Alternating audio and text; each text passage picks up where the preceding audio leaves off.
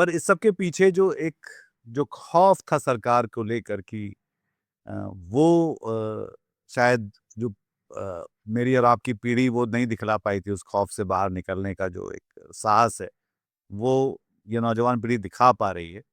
तो इसको अब हम किस तरफ जाता हुआ देख रहे हैं, क्योंकि हम ये एक और चीज़ जो हो रही है साथ में, वो संसद है। मानसून सत्र चल रहा है और अब उसका कल से चौथा हफ्ता शुरू होगा, जो आखिरी हफ्ता है।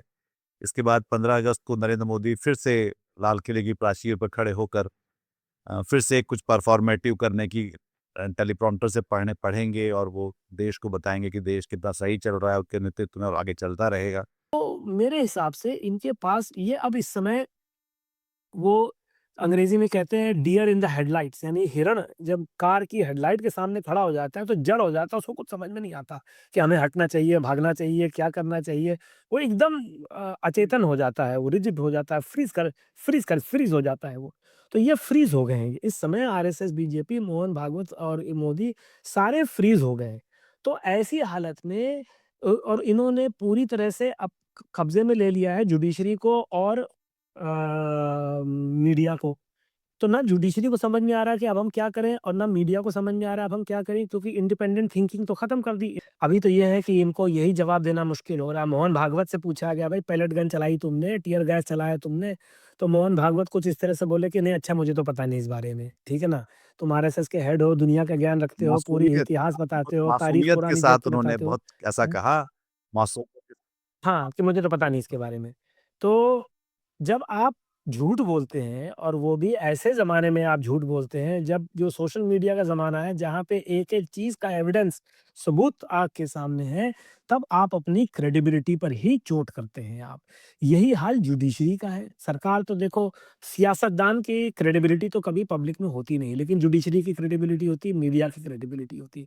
मीडिया की क्रेडिबिलिटी का क्या हाल है, ये तो हम लोगों ने देख लिया जंतर-मंतर पे, उनका क्या हाल है।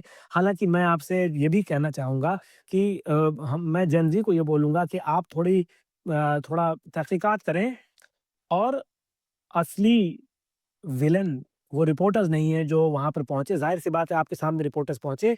असली विलेन तो वो लोग हैं जो 1 करोड़, 2 करोड़, 5 करोड़, 10 करोड़, 20 करोड़ रुपया महीना की सैलरी लेकर और स्टूडियो के मालिक बन के बैठे हैं, कंपनियों के मालिक बन के बैठे हैं। इसमें तो कम से कम दर्जनों लोग ऐसे हैं जिनको आप और हम पर्सनली जानते हैं पिछले 30-40 सालों से। इसलिए मैं उनका सम्मान रखते हुए, सम्मान तो के लायक नहीं है वो, लेकिन फिर भी मैं उनका नाम नहीं लेता।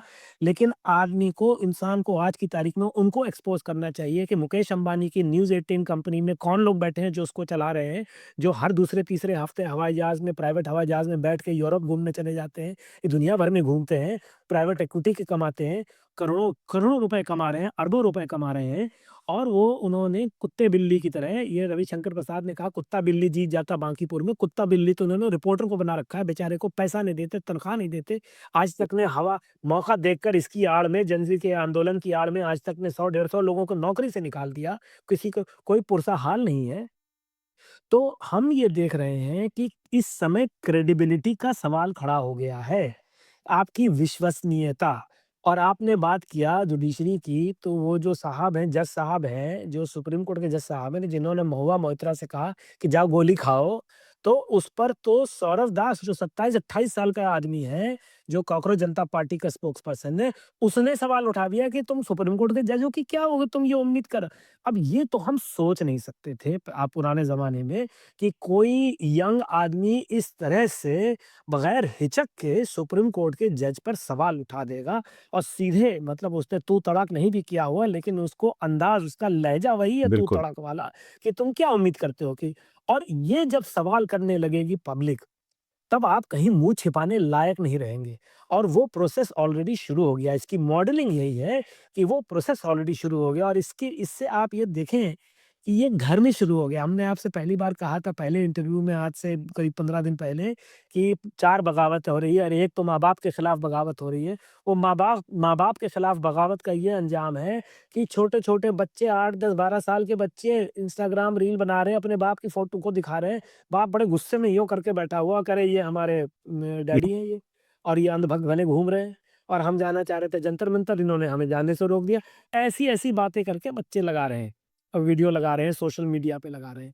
तो जब आपकी विश्वसनीयता खत्म है, तब आपकी जो है आपका वजूद खत्म है और फिर आपको रास्ते से हटना ही पड़ेगा। अगर आप सुधरेंगे नहीं, इसको अंग्रेज़ी में कहते हैं शेप अप और शिप आउट, निकल जाओ बाहर यहाँ से। और यही इनके साथ होने जा रहा है। और राहुल गांधी तो एक आदमी है जो खड़ा हुआ है, ये सारी बातें कर रहा है। वरना तो आप ये बताइए, कितनी हैरत की बात है कि इतने सारे नेता हैं विपक्ष के हिंदुस्तान में, इतने सारे हैं, किसी को नहीं समझ में आ रहा तुम अपने दम पे खड़े हो के तुम भी जो है हल्ला गुल करना शुरू करो। देखिए पूरा विश्लेषण हरकारा के YouTube चैनल पर।